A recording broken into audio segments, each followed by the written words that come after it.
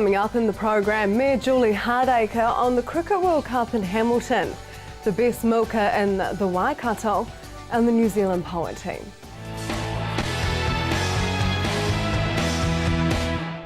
Kia ora, good evening. Welcome to Central News for Friday the 13th of March. I'm Hilary Entwistle. The Transport Agency is urging motorists to stick to the usual highway routes this weekend when travelling to WOMAD. The Transport Agency's State Highway Manager David McGonigal says that although there has been some advice circulated for southbound motorists to take a diversion through State Highway 3A, the agency's official advice is to stick to the main highway. Mr McGonigal says that the Vickers to City roadworks do not reduce the highway capacity, so should not directly contribute to delays. A new collaboration between Hamilton City Council and the Youth Advisory Panel kicked off this week with a search for 30 young high achievers living in the city. 30 Under 30 is a multimedia project which will profile 30 Hamiltonians under the age of 30. The profiles will be rolled out across several platforms, including social media, Council's website and its monthly City News publication. The Waikato Chiefs have named their team to play the Stormers this weekend in Cape Town. Chiefs coach Dave Rennie has made 6 changes to the starting 15. Captain Liam Measam will start at flanker and Japanese captain Michael Leach will make his Investec Super Rugby debut for the Chiefs at number 8. Brad Weber starts at halfback and is joined by Tim Nanai Williams at centre, Bryce Heem on the right wing and Damien McKenzie at fullback. Jamie McIntosh, Augustine Pulu, Andrew Horrell and Tom Marshall all join the reserves. Cyclone Pam has been officially upgraded to a Category 5 storm as it bears down on Vanuatu. The classification is the strongest in a 5-point scale with winds of 250 kilometres per hour or more. The Met Service says a southeast flow should develop over the North Island on Saturday and strengthen on Sunday as Tropical Cyclone Pam moves out of the tropics and southeastwards. The Met Service says there is a high confidence of heavy rain and severe southeast gales for Gisborne, Northern Hawke's Bay and the eastern ranges of the Bay of Plenty, possibly starting early on Monday morning. Now for our region's weather for Saturday before we get the tail end of Pam. Hamilton, fine spells with a chance of an afternoon shower and light winds. Your expected high is 27 and an overnight low of 14. The rest of the Waikato, fine spells and an isolated afternoon shower with light winds. Paeroa, you can expect a high of 26 and an overnight low of 16. Matamata 24 and 16, and it's going to be a warm one in Te Awamutu with 27 and 14. Tokoroa 25 and 13. Tauranga, you can expect cloudy periods and a few showers with an easterly breeze. Your expected high is 27 and an overnight low of 17. The same for other parts of the Bay of Plenty, cloudy periods and a few showers with easterly breezes. Te Puke, you can expect a high of 24 and an overnight low of 16. Now looking to the seas, West Coast Raglan developing Saturday morning a southeasterly of 15 knots, rising Sunday to 25 knots with rough seas. High tide is at 5:03 in the evening. East Coast Bay of Plenty, southeast 10 knots tending to a northeasterly of 10 knots late morning, rising to 15 knots late afternoon, becoming a southeasterly of 10 knots but easterly 20 knots west of Motiti Island late evening. High tide is at 4:06 p.m. And remember that we will be hit by the tail end of Cyclone Pam, so if you are heading out on the seas, make sure you check the weather forecast. Still to come on Central News, the recommendations of the first 1,000 days of a child's life in the Bay. But after the break, the ICC.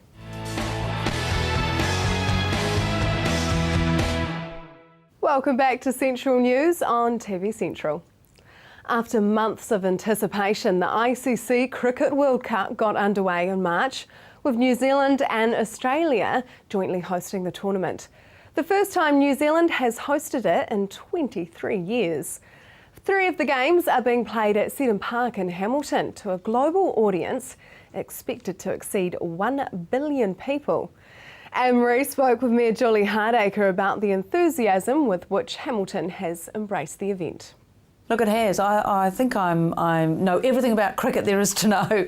But look, it's been absolutely fantastic for the city. I don't think people really realise just how amazing this would be for the city. You know, we all know the game of cricket, but people have really gotten behind it, and we've had some great teams playing here. So look, it's been fantastic. We've had the fun fan zone. The kids have been really out and getting going with it. The stadium is right there in close Seddon Park, and people can just walk on over. It's been a picture of beauty. Some of the amazing shots that people have taken as dusk settles over the Seddon Park have just been beautiful.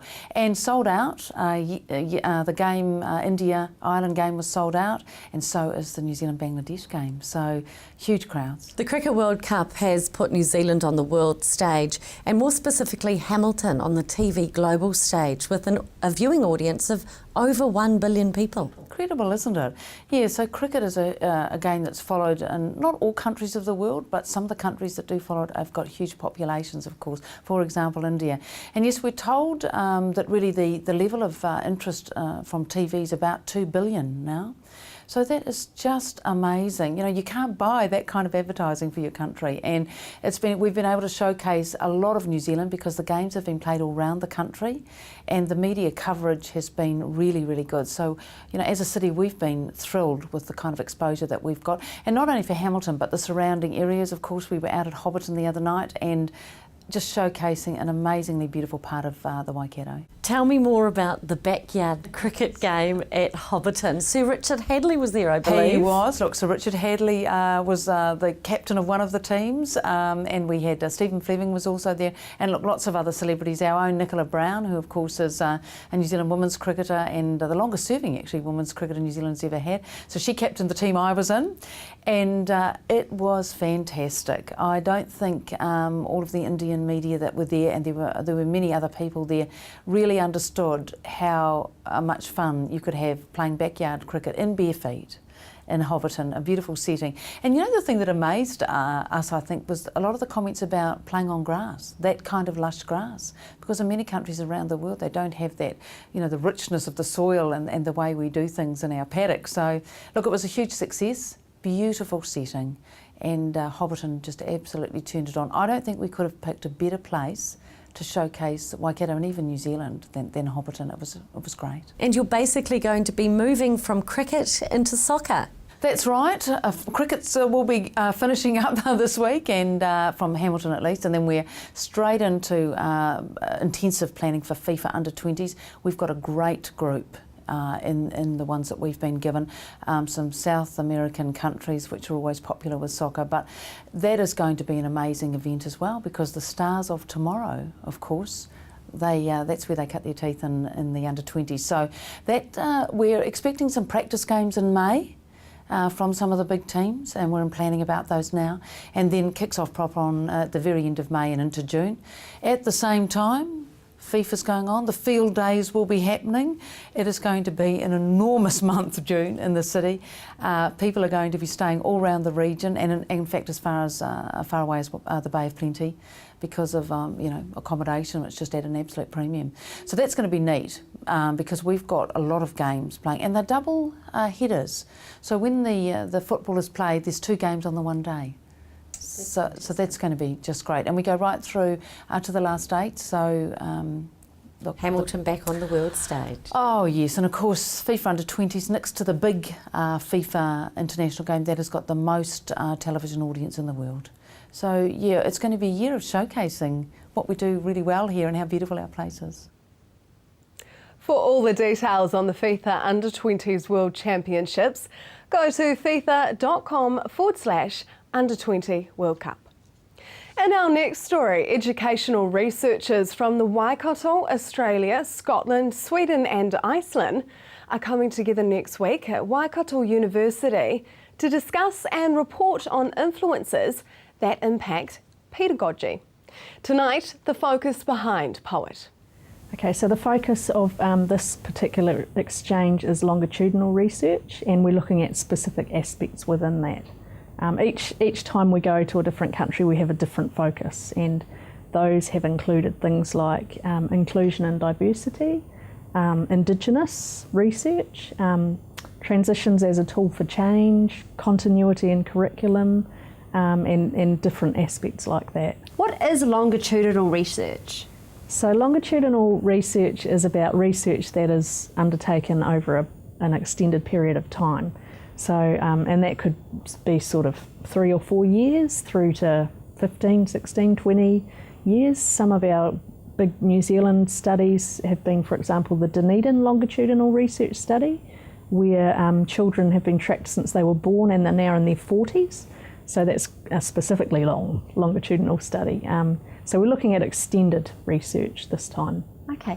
Is the Dunedin study still going on? Yeah, so every so often they try and track down the people in the study and get them to talk about various things. And recently I think there's been something come out about something to do with health amongst those people. So they're looking at everything pretty much. Not just education? No. But you're focusing on educational transitions? Yes, yeah. Now I know early childhood is quite a big focus as well. What have you found within the current systems that needs to be changed or altered or gotten rid of? I guess our focus is not really to find things that need to be changed. What we're looking at in particular is how it's done, and how it's done differently in different countries, and what we could maybe enhance or improve. So I guess there's things coming out all the time, and one specific thing is that there needs to be a lot more communication between the different sectors, so a lot more talking about the child that is actually journeying through school. When does it get to the point that you actually put these findings into practice? Well, to a certain extent, some findings are already being put into practice. So each country has got a big research project that is externally funded and often by government bodies. So they're really interested in the findings from that research to inform educational policy, for example. The study that we've just recently, or has been recently completed by our team leaders here in New Zealand, was funded by a New Zealand government body, educational research sort of body, and they were looking at learning journeys for children through school, so particularly for Māori as well. And that will most certainly inform or be used to inform policy in the future, I guess. And are there any events open to the public to get involved over the next 4 weeks? Yeah, so we have a 2-week core period, I guess, where we're all here, and there are days where we're workshopping together as country teams, but on other days we have open workshops. So for example, this time round we're having a symposium on a Saturday, and that's open to anyone really who wants to come, but specifically targeting, I guess, early childhood and primary school, mainly teachers. We will have more in-depth interview with Nadine next week. Coming up next, milking the industry and winning.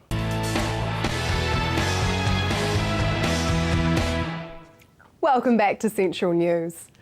The New Zealand Dairy Industry Awards attracts farmers from across the country working in all levels of the dairy industry. The award showcases and supports passionate farmers of the future. The regional finals are currently being held, with the winners going through to the national competitions announced in May. Anne-Marie spoke with Aaron Price, the winner of the 2015 Waikato Share Milker Equity Farmer of the Year, about how he feels after winning. Yeah, an amazing sense of achievement. Been working hard at this for the last 5 years and have achieved that goal now. You did very well in the merit presentations at the New Zealand Dairy Industry Awards, winning 6 out of 9. Were you hopeful that that was going to lead to winning the big one?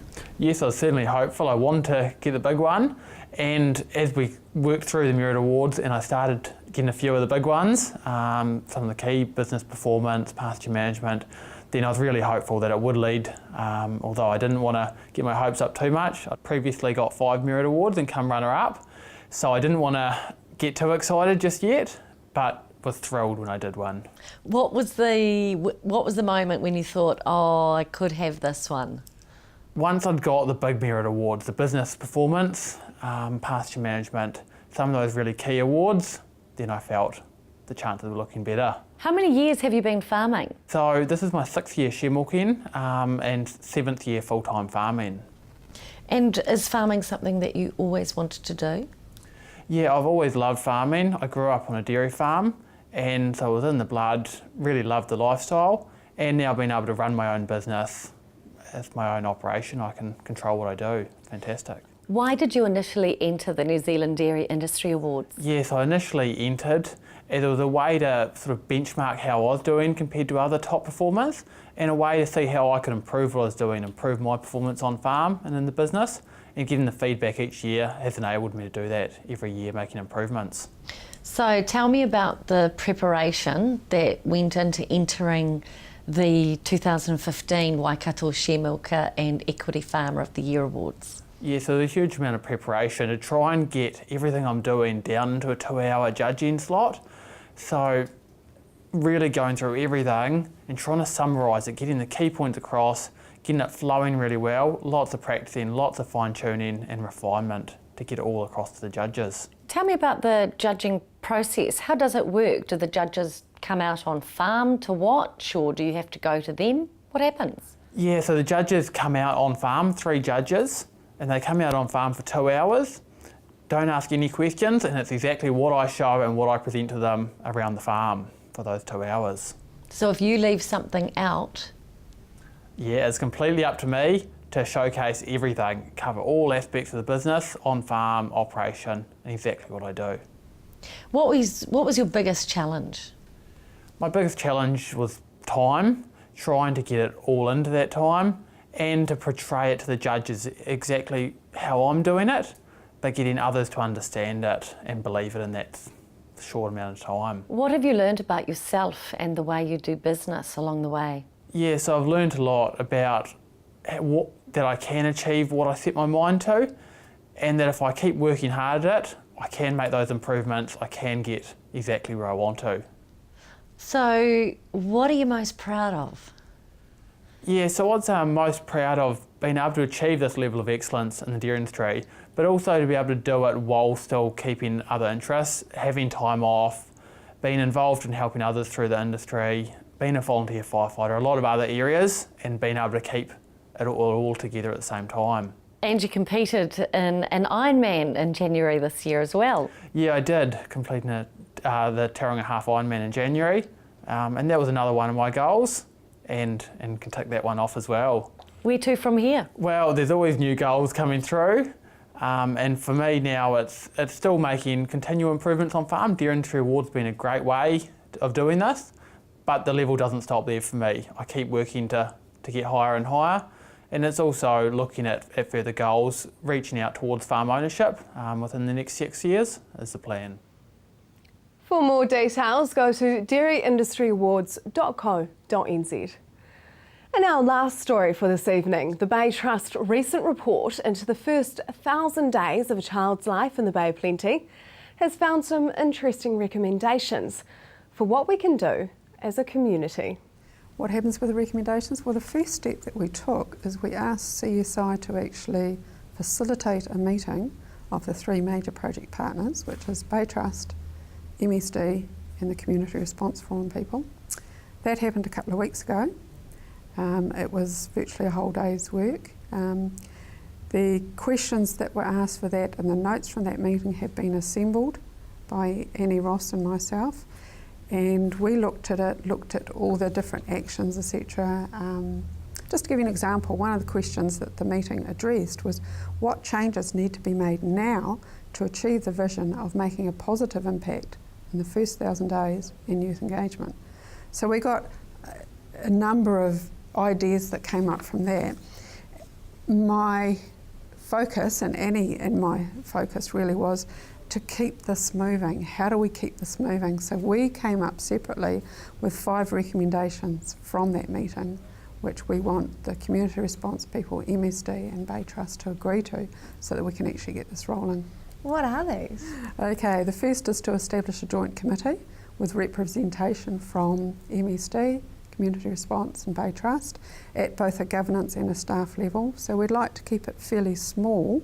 I think we've got about 8 people on there, but it's got to have enough clout in there so that we can actually get some decisions and some buy-in at that level. So that was the first thing. So that committee will need to decide their terms of reference, timeframes, future strategy, resource requirements, etc. So that's pretty critical to moving the project from here. We then want to approach other potential partners. So there's funders. There's a number of other funders in the Bay of Plenty who could be interested in this. I know some of them are. So that's number 2. Number 3 is we want to go back to the community. Say, okay, this is what you said. Here's all the evidence. How do we get more community buying into this? What are your priorities as a community, and how can we help you to actually act on those? So we'd like to do that as soon as possible. One of the other things that came out of that was a leadership development program. We don't want to call it leadership. It's more how we encourage community workers, whether they be volunteers, whether they be somebody who's heading a not-for-profit agency, or whether they're just committed people who've got a day job but dabble in other things. How do we actually design and scope a program that actually supports those people, because we see them as key to actually helping communities change for positive. So how do we support them? They might not see themselves as leaders, but yeah, we see it as a leadership development program. And the other thing is quite a minor thing, is just do some research, just some desktop research, Annie and I, to find if there are any other similar projects like this happening in any other parts of the world, so that we can make some learnings from there, particularly around the first 1,000 days and the youth engagement, and particularly using what we call a collective impact approach. And it's a term that's used in philanthropy, but it basically means there are a lot of drivers. The project takes on a life of its own. It has its own structure. It has joint measurement systems, shared information, a backbone organisation that looks after it. And how do we actually get that moving? How do we drive for that to happen? To review the report, follow the link below. That is Central News for tonight and this week.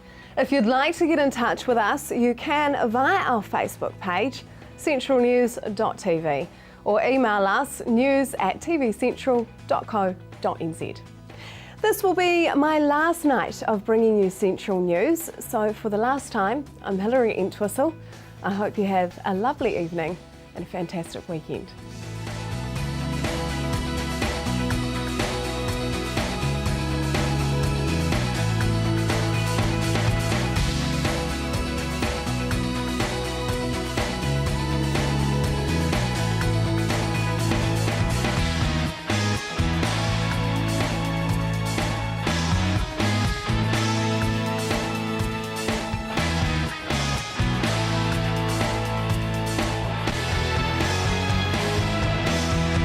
This has been an Alpha Media production, a division of Television Media Group. Supporting local content so you can see more of New Zealand on air.